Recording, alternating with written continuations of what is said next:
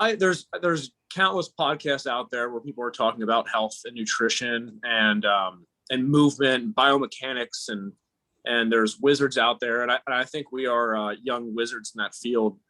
But what I see a gap in is no one's talking about, at least no one's emphasizing on, it's kind of a back burner thing, which is life experience. And I think life experience is what helps people develop the character traits that they have that take them through the world. And your character traits like radiate, they glow, and everybody knows that.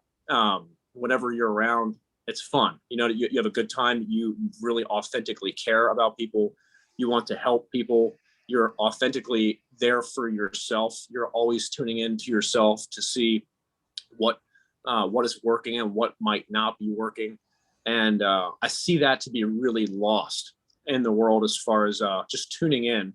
And so there's a bunch of different segments that I'd love to talk about, and you'll be a guest multiple times on this. And hopefully you can help me host sometimes. But what I wanted to just focus on a little bit today is character traits. And I think those are attained, like I said, through experience. And so how did you come to be Chef Coach Eddie? How did you come to be who you are right now? What has changed your life so dramatically? What has been in your life that's put you to where you are today? I know that's a really broad question, but as far as like job experience, like what sticks out in that category? I know you and your dad own an asphalt company, correct? Yes. Yeah. And I think manual labor, man, is and this isn't to say that the people that don't experience manual labor are lesser of humans or anything like that, but I think that it really puts things into perspective as to what work is, and how to get tasks done. And I always like to use this analogy of, if your helper should know what tool that you need before you know you need it. And I feel like you're one of those people. You're like, you see what's going on and you know what someone needs right away. But yeah, man. So tell me a little bit about yourself, Eddie. Like, how'd you grow up? We've never really talked about that, man. I don't know anything about your childhood. I don't know anything about young Eddie. When did you find health, and how did that change your life? Well, thank you, Chris, for that beautiful reflection. It's an honor to be seen in such light.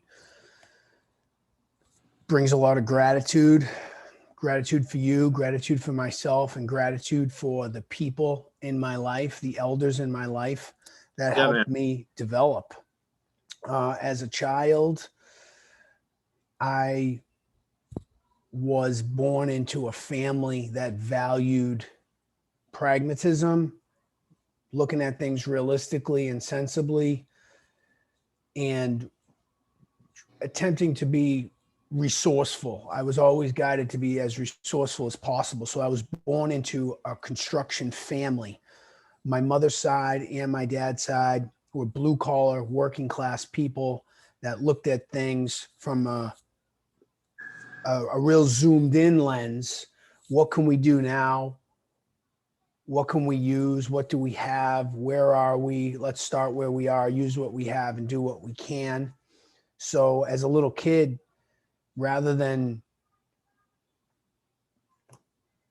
playing lots of sports, going to camps in the summer, from the age of 5 to 10, I was a little kid on a construction site, picking up tools, picking up rocks, just doing things around the job site. I was the little kid that was surrounded by adults working. That's where I spent my summers. And when my mom died at the age of 10,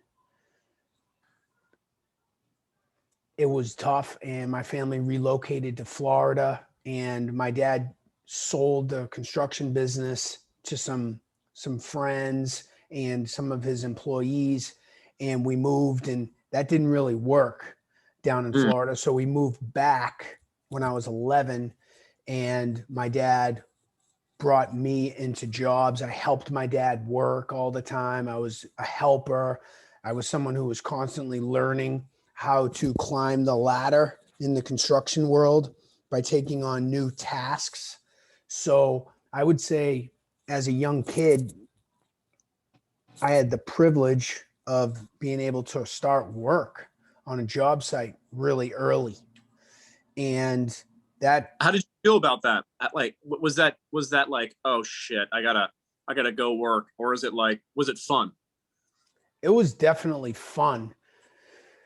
It was really fun to be on a job site and to be spoken to like I was an adult, like I was on the team. I always felt like I was involved at an age where I probably maybe shouldn't be involved. And yeah, when I was in high school, a teenager, I just really wanted to be cool and I wanted to value myself. And like most Americans, we accredit our value to the material things we had. So I wanted to make money and I wanted to work. I wanted to buy clothes. I wanted to buy sneakers. I wanted to be the cool kid in school that had all kinds of clothing and fashion. I looked like I was cool. I was heavy. So I really wasn't introduced to health. But in the summers, I just wanted to work and save money and go shopping and buy clothes so I could be cool, so I could feel like I was valuable and worthy of the acknowledgement and appreciation of the other kids. So Mm, yeah, that's kind of like how it started. And then work in the summer, and I started playing football in high school, and that put me into a new team, and I wanted to just climb the ranks on the football team and try to become a starter. And I guess the work ethic that was instilled in me by the guys, my uncles, my dad, and I was able to use that mentality of just learn and work and get it done, be staunch, don't complain, just get the job done, save your money, and you can buy whatever you want if you work hard and save your money. And that was my mindset basically up until I graduated high school, maybe to age 18. that's freaking beautiful, man. No wonder we have so much in common. Where you grew up on a construction site, I grew up watching dudes build hot rods and just watching them wrench on cars and and build dirt bikes and all of that. And these guys were wild. But we had a lot of fun, and they included me in everything as if I was an adult, and there was no filter really about life. There was no or there probably should have been at times, but it was nothing surprised me after being around a lot of grown up dudes just cutting it up. Whatever that looked like. I have a feeling it was dramatically different than most people's upbringing. Yeah, it's definitely cool for a little teenager dude to be around guys that Right. are talking about the wild nights they had or the wild weekend they had. And it just Yeah, was a glimpse into a new world, which for it real. probably advanced our consciousness as a young age, as a Yeah, young kid. I believe it definitely prepared me for life and different avenues, and being able to hold conversations with adults and relate. And even though I didn't really care in school, I think that the teachers knew that I was, like you said, I had a good availability to tap into consciousness, and they appreciated that. So all this, sorry, Mrs. in the background shaking it up. All this leads to um, character traits for me, and the development of character traits. And so um, I think that is, like I said, wildly important. And there's so many things that come along with character traits, and the appreciation for just morals and values, and doing what we might consider to be the right thing. And I I think that we all have this innate ability to know what is right and what is wrong. And I think that lately, in our society, intuition isn't as easily tapped into for a lot of different reasons. And we lose the availability to identify right and wrong. And I guess one thing I want to ask people is, where do you think right and wrong comes from? It comes from our programming, is what I believe. I was programmed to believe what's right is to do everything to the best of your ability, to be honest, and to be yourself. However, that programming can definitely be, it can definitely be a little inhibited. It kind of inhibits your growth. It could inhibit curiosity to how other people go about life. But I was surrounded by blue class, hardworking people and some men of integrity that wanted Mm, me and urged me to be honest and to make sure I take pride in every task that I do, whether it was, weeding a driveway before it was going to be resurfaced or cleaning my room. My dad would often say, and still does to this day, what's the point of doing something not to your best ability? Like, why uh, do something if you're not going to do it to the best of your ability? Because your name's on it. So when it's all said and done, your piece of work, whether it's cleaning the room, putting the trash barrels out, or prepping a job, you're the one who did that. And if you don't do it the right way, you don't do it to the best of your ability, you're going to be looked at as someone who was sloppy, did a crappy job, didn't really put their heart and soul into what they were doing. And I think that's great practice, no matter what it is that you want to do in life, to just do it to the best of your ability. dude, I love that. I love that. And that's a representation for, and people might mistake that for, if we do recognize that someone else might not be putting in their best ability, people might mistake that for a judgment on them. But in all reality, it's a recognition of that person may be capable of more. And so that's a really fundamental thing. I love that. And what I keep coming to when I go down this rabbit hole in my thought process for this right and wrong conversation, to me it almost seems like like the roots of it, like the deep roots of it, of where do these things come from? Like, why are we prideful about our work? Why do we want to help people? All of those categories. Why do we love? Why do we seek peace? All these things. It's like these are all based, I think.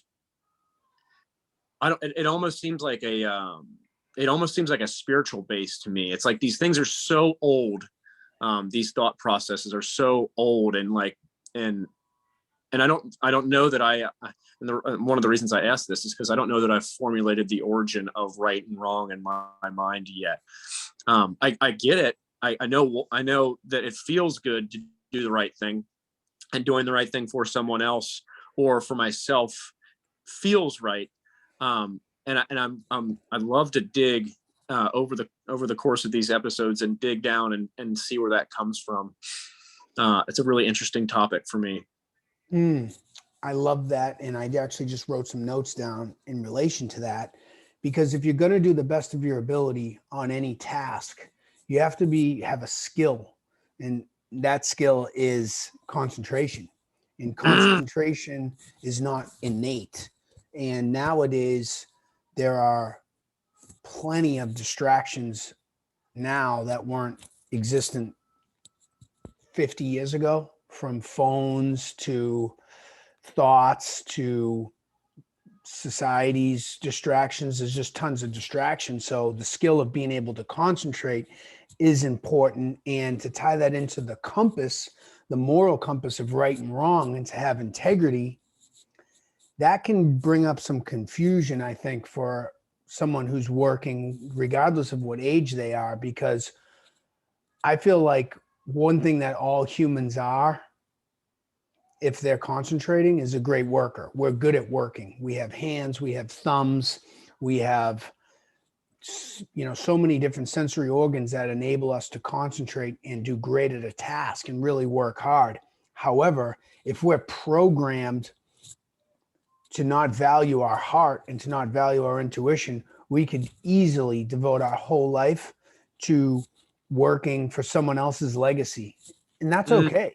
And that's okay. But there came a point for me where I said, all right, I'm good at concentrating. I'm good at getting a job done.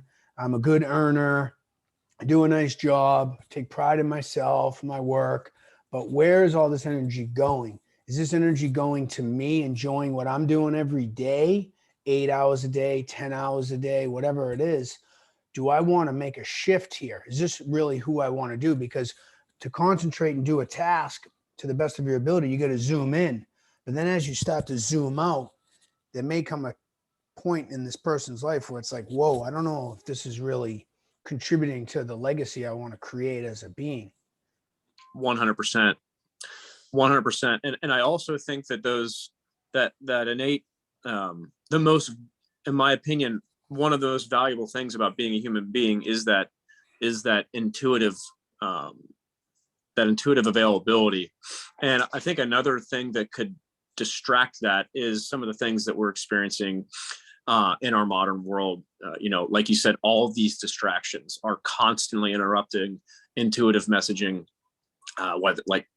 There's so much information out there, man, as you know, and this is something I'm actually struggling with right now is focus and concentration. And it's like, how long can I get on a task on something like a laptop and work and get things done without being distracted?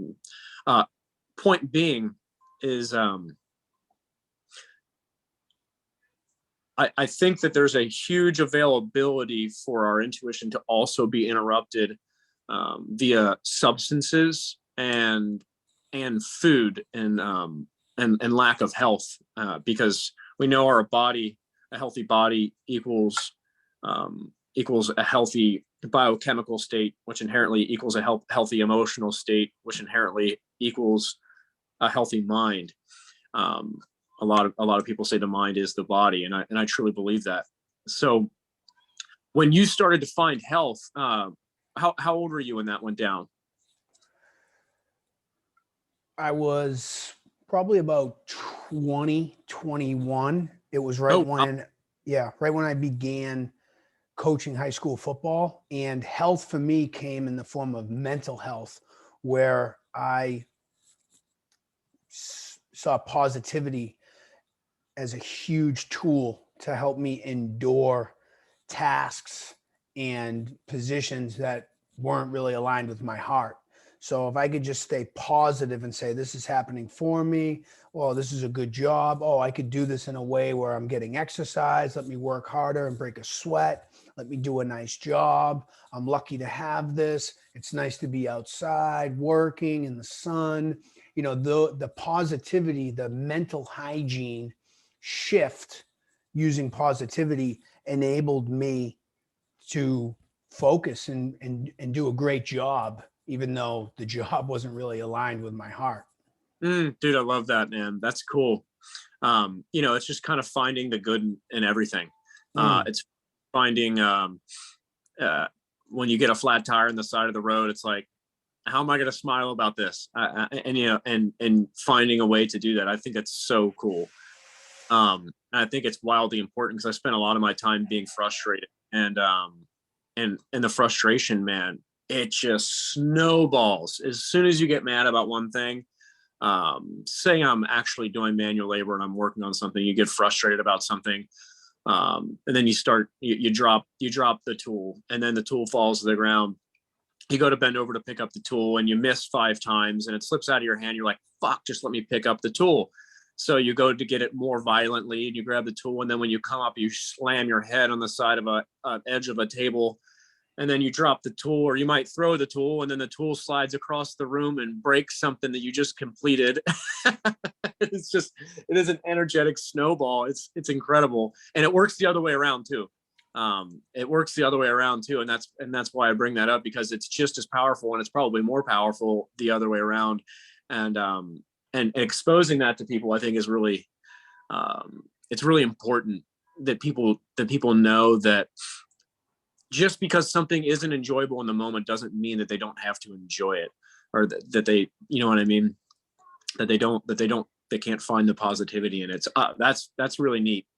It took me a lot longer to find that. There was bouts of it that I remember, just trying to enjoy, if whatever it might be, if my buddies and I were off-roading and something breaks, and we just try to make the best of it and figure it out. But that's cool, man. This is good. This is exactly what I wanted to get into. So I have a ton of things here and we don't have to cover all this today. I'm sure there'll be another episode just going through these kinds of things. But I think a couple key ones that I'd like to talk about, and I know that this is all Eddie here. What does love mean to you, man?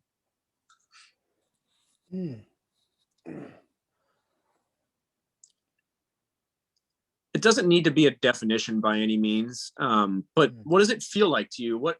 What does it make you feel? What do you think the point of it is? Are there any things that come up in regards to love? Because I know that you love a lot. Yeah, love means it means a sense of connection and support in whatever it is that I'm doing. So if I feel connected and supported when I'm doing something, I love it. I feel connected to the task. I feel connected to the person. I love you because I feel connected to you and I feel supported by you and I feel like I'm being acknowledged by you. So I love you. I love to be acknowledged. I love to be connected and I love to be supported by things. And love's really important. And love comes through connection to your life, connection to your legacy. And if you're not connected to your legacy or connected to the task or the career or the profession, the vocation, the trade, if you don't feel an honest connection there and you don't feel supported, you're not going to love it, I would project and say. And I'd like to just elaborate one other thing on how you were talking about how chaos can kind of spiral and you could find yourself caught up in a cascade of chaos.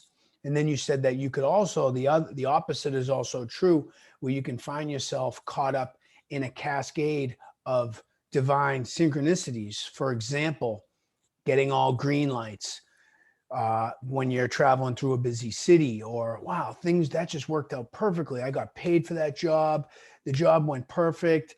The supplies were there. Man, everyone was on tune that day. You know, things can develop in your favor and they cannot. They can also go the other way.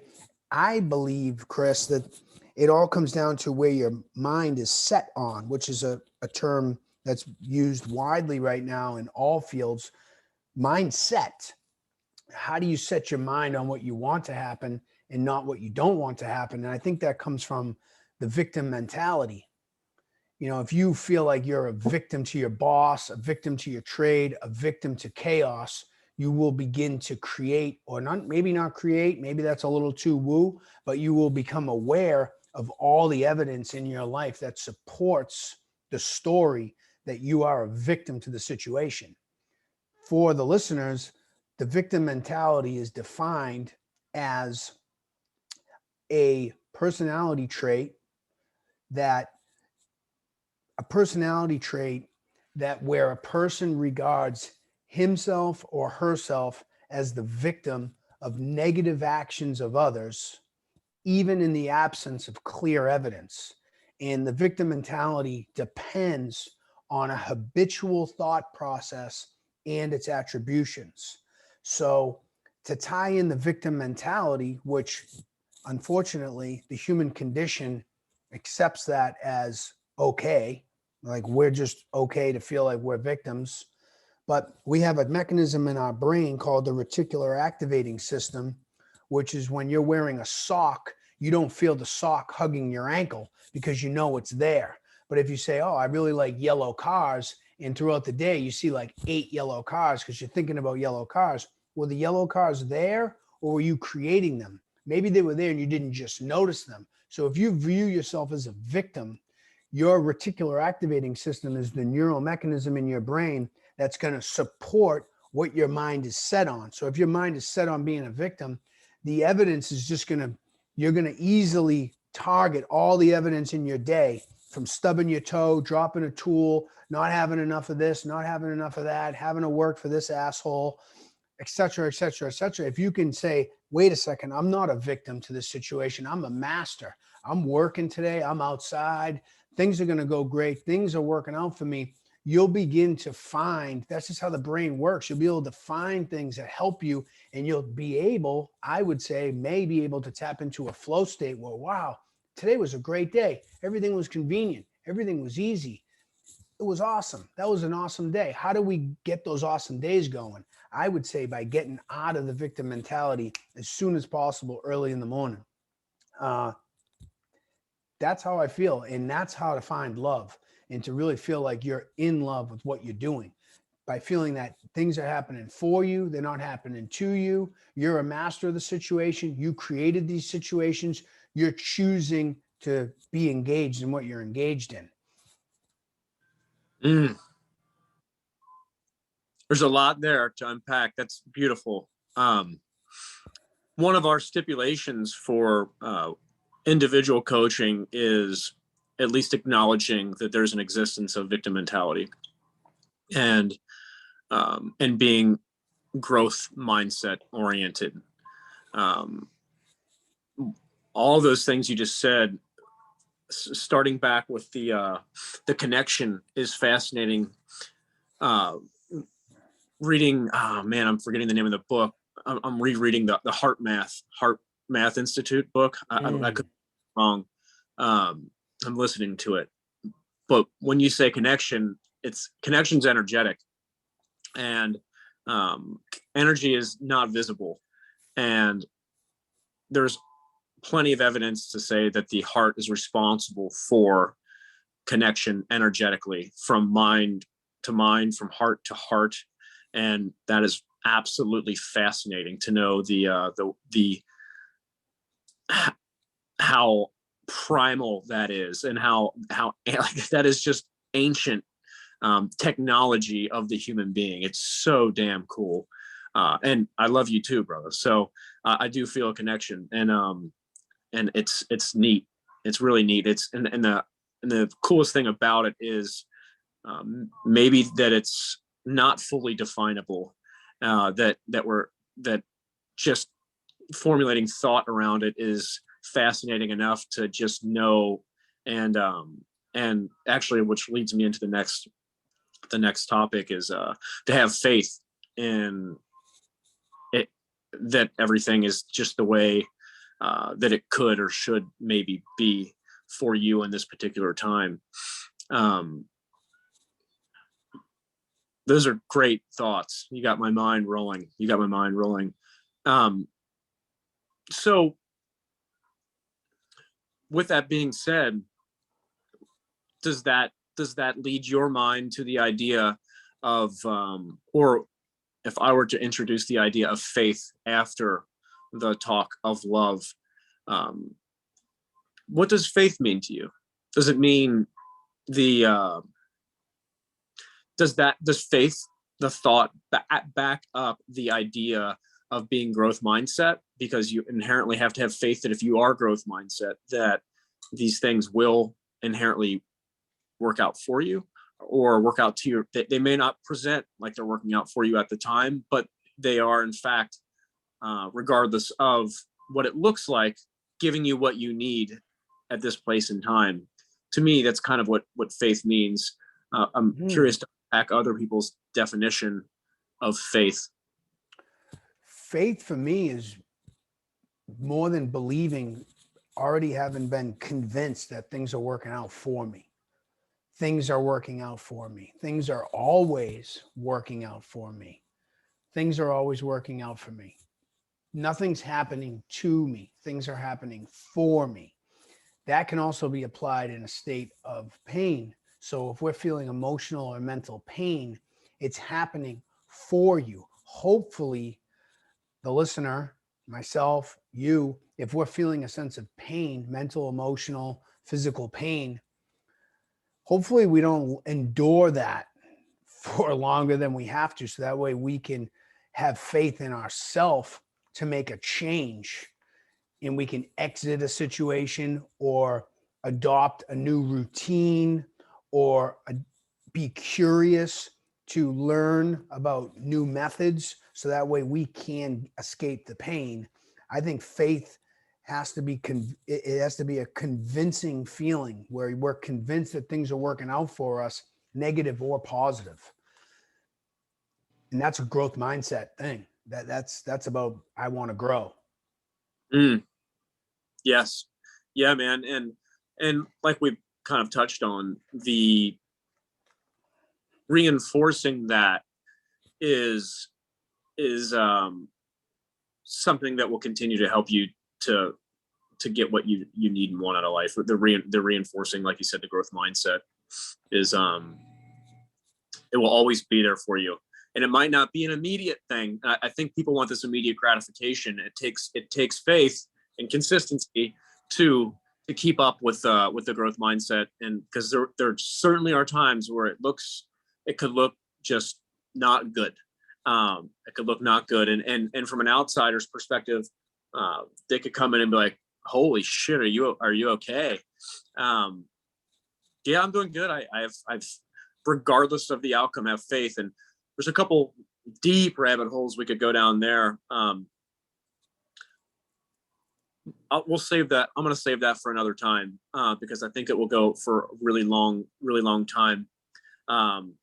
But it's coming from the faith and the snowballing of growth mindset and within oneself, we are able to continue to create and get bigger and bigger and bigger with our growth mindset. How does this for you, how does this add up to the collective? Do you think being you with your character traits and your work ethic and your things are working for you, do you think that is spreading through the collective human, through the collecting living beings, through the air, through the ether? Do you think that is something you can spread? For sure. I think it's spreading. However, I think we represent a small fraction of society, especially where I reside in Boston, Massachusetts. People still have a lot of fear, false evidence appearing real, and victim mentality is still a serious epidemic. And I think by just being the change, saying what you meaning what you say, taking care of business, cleaning up your mess, doing the best you possibly can, being brave, courageous to ask for what you truly desire. I think that it can spread because you can lead by example that way. Wow, look at that guy that guy's starting to fight with that coffee barista because he doesn't have a mask on and he just wants to get them to deliver the coffee outside. That's interesting. Wow, I think these masks are bullshit too. I might try that, not today, but another day. So it can spread that way. Or, hey, look at my neighbor. They're just starting a garden. They're growing their own food.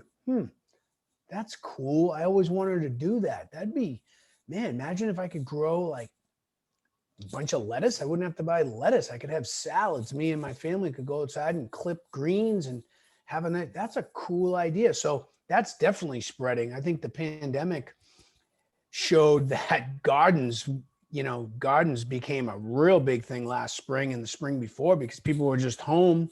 So I feel like it's really important for everybody to really believe in themselves and believe in what they want to do and be curious to look at the courageous people that are around them. I think that there are a lot of systems and institutions that would like us to not. They're trying their very best to get us to just be complacent and remain in fear and to remain victims and to just shut up and do your job, do your part. But it's spreading for sure. It's spreading for sure. And we're all unique, amazing, talented beings that have unique experiences and character traits. And it's really important to not suppress those, to really wake up in the morning, hydrate, take some breaths, move a little bit and say, this is going to be the best day ever. And people will see that. That will radiate off of you. It does, and it is. And I see it happening with, and this kind of segues into one of our last couple topics is tribe. I see it happening with your tribe, with Ice and Iron.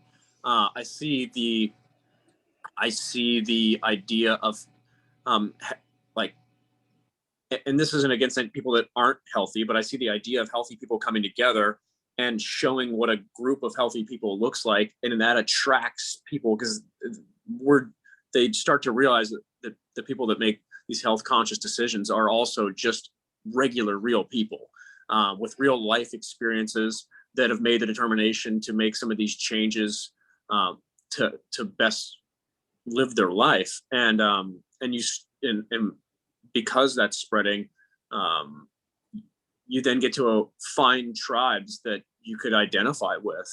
And I think that identification is really big in either direction, good or bad.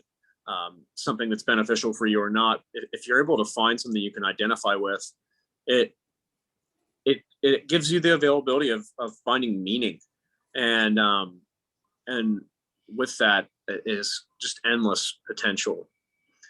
So I'm freaking pumped and proud of you all for Ice and Iron. It is an inspiration, and it's so cool.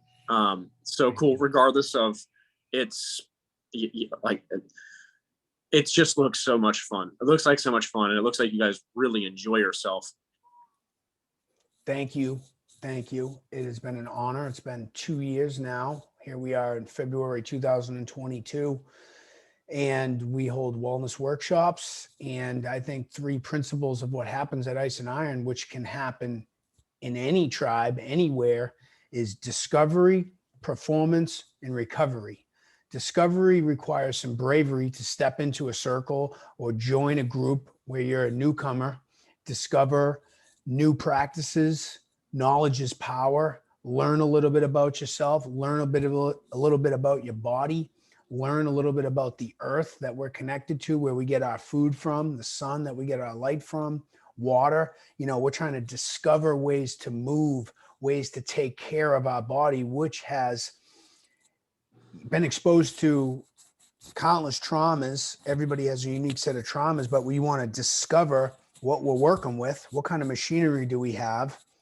And how can I use that discovery, knowledge, practices, esoteric ideas to perform at a higher level? I want to perform. And then the whole process of discovery, identifying who we are, what we're dealing with, what kind of equipment we got going on right now with all the traumas that took place. Okay, we want to perform. And then we have to recover not only from that new performance or that new training, that new learning, but we need to recover from our whole life.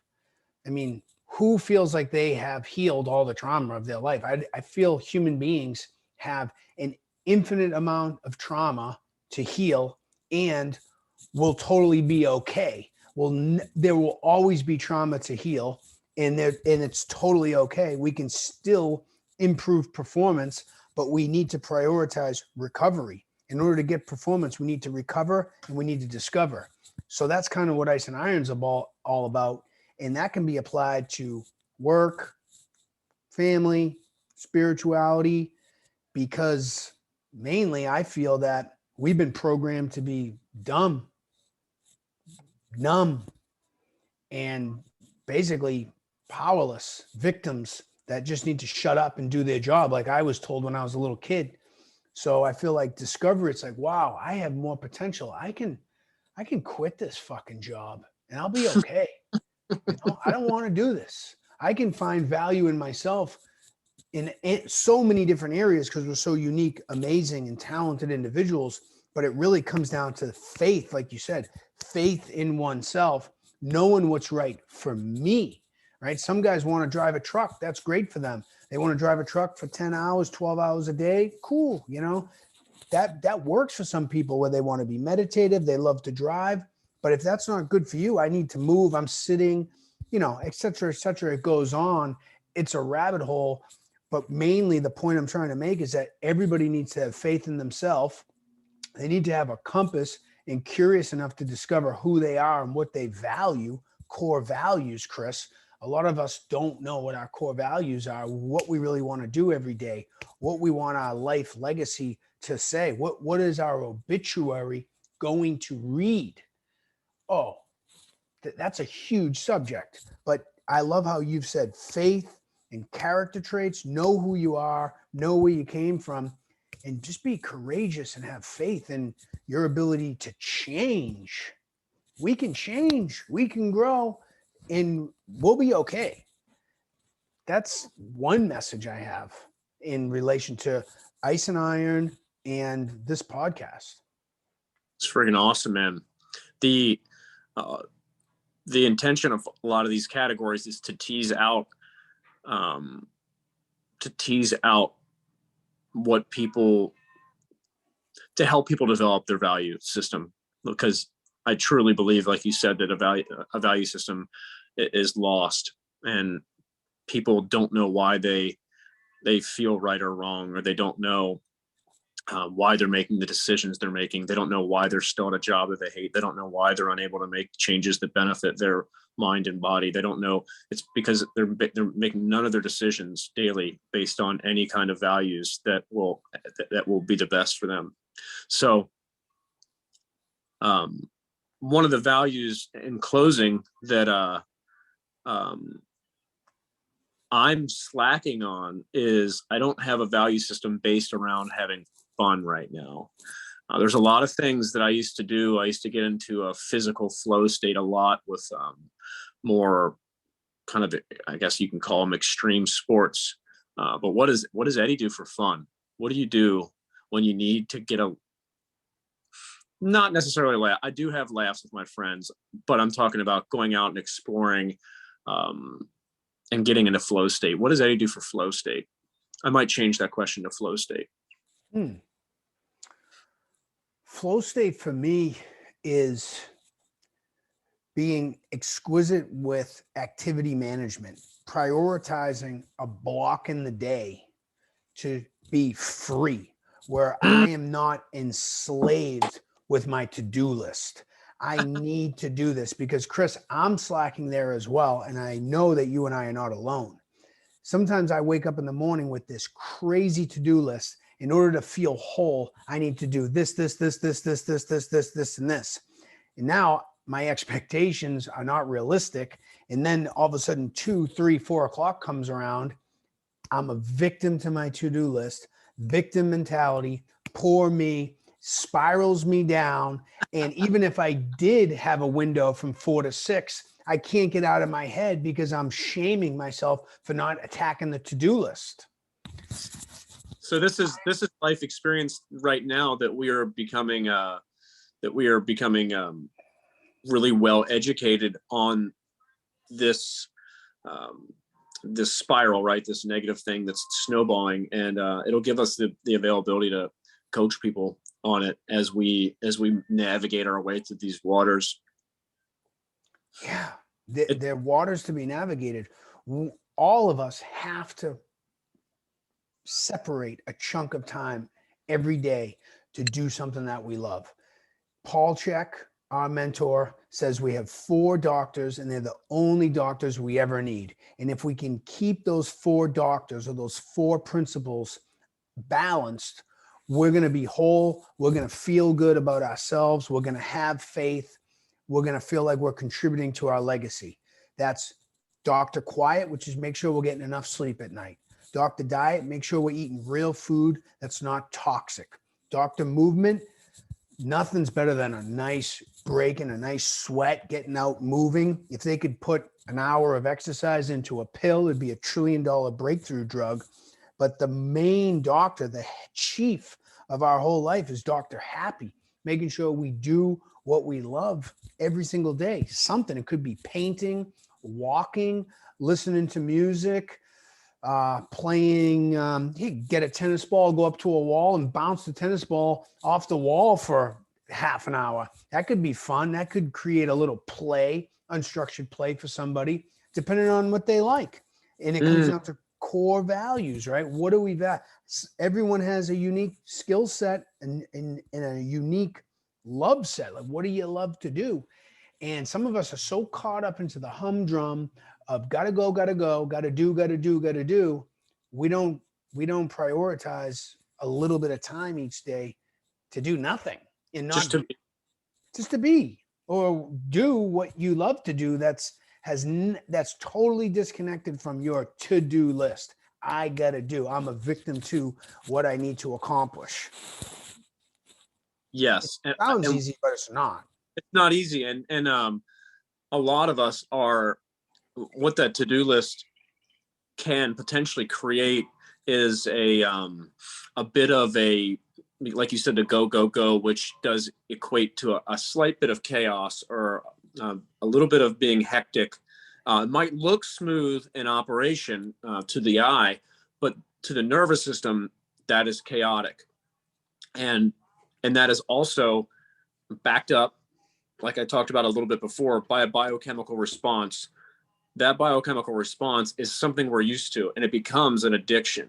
And so the chaos is something that we have, if we live there, if our childhood was there, if we were there in utero, that chaos is something that we have to find in life. At least we think that we do, to complete our day, that hectic task list. So breaking that by being still, breaking that by Dr. Quiet, by just being with yourself, resting, meditating, I think is one of the most important things.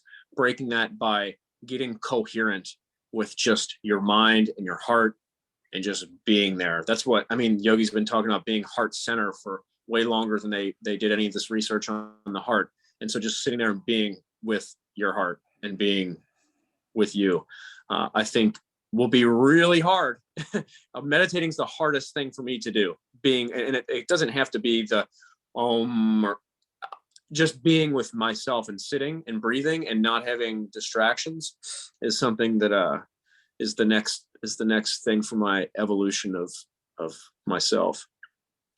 You're not alone. I think it could be very beneficial for somebody like you or me or a listener to go one day at a time. And it's really tough to find time for yourself when you wake up a little too late.